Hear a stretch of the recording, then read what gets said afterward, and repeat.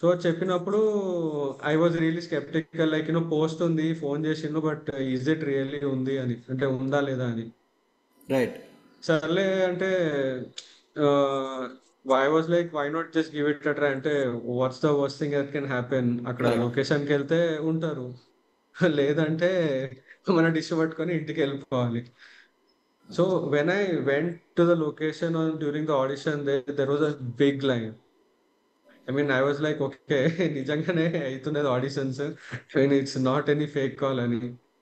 Correct. So ఇంకా auditions జరిగినాయి, like I was really sceptical, అంటే నిజంగా నేను నెక్స్ట్ రౌండ్ వెళ్తానా వెళ్ళనా అని.